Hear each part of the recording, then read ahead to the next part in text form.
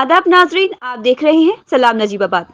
आज नजीबाबाद में हरेंद्र तोमर के प्रतिष्ठान पर एक सभा का आयोजन हुआ, जिसमें स्वर्गीय चौधरी अजीत सिंह के जन्मदिन पर उनको याद कर श्रद्धांजलि दी गई तथा सभा में स्वर्गीय चौधरी अजीत सिंह के द्वारा किसानों और आम आदमी के हित में किए गए कार्यों पर प्रकाश डाला गया।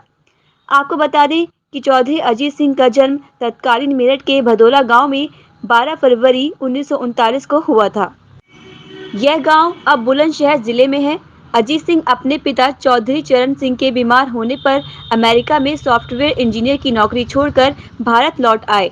वर्ष 1986 में उत्तर प्रदेश में राज्यसभा सदस्य बनकर सियासी सफर शुरू किया। इसके बाद अजीत सिंह ने सियासत में पीछे मुड़कर नहीं देखा। उनके द्वारा चीनी मिलों की दूरी घटाने, गन्ने का मूल्य बढ़ाने, किसानों पर बढ़ते ब्याज दरों को कम करने जैसे महत्वपूर्ण कार्य किए गए।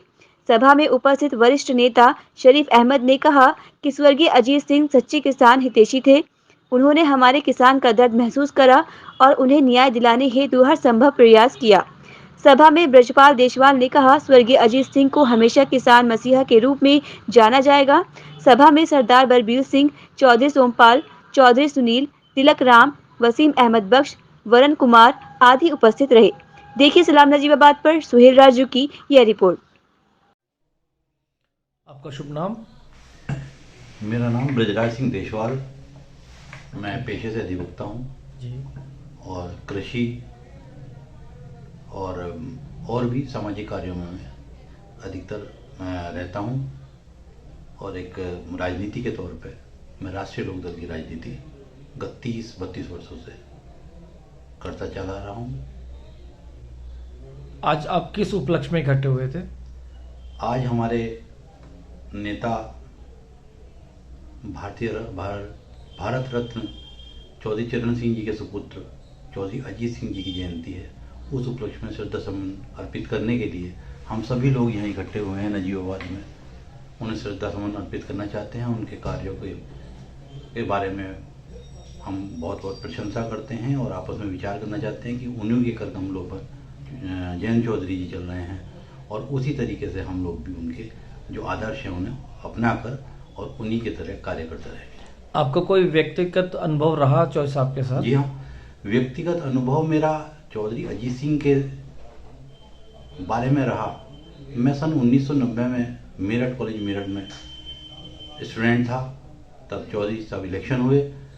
उस समय चौधरी अजीत सिंह जी वहाँ अपना नॉमिनेशन कर, तब मेरठ में ही पढ़ता था। बागपत जिला मेरठ में शामिल था और मेरठ में नॉमिनेशन होते थे। वो अपने लोकसभा के लिए अपना नामांकन कराने आए।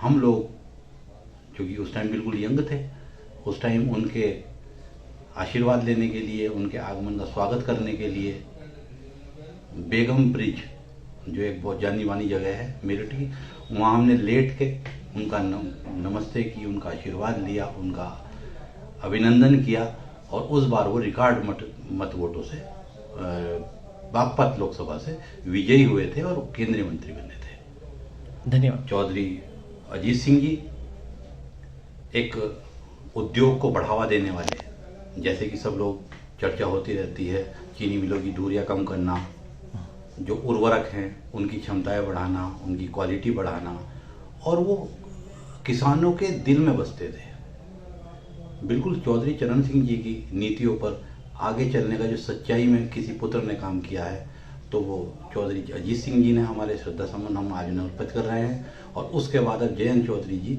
जो हम सच में कह सकते हैं कि किसानों के वो सच्चे पहरेदार हैं। धन्यवाद। सभी ताज़ा खबरों से जुड़े रहने के लिए हमारे चैनल सलाम नजीबाबाद को सब्सक्राइब करें और बेल आइकन पर क्लिक करें।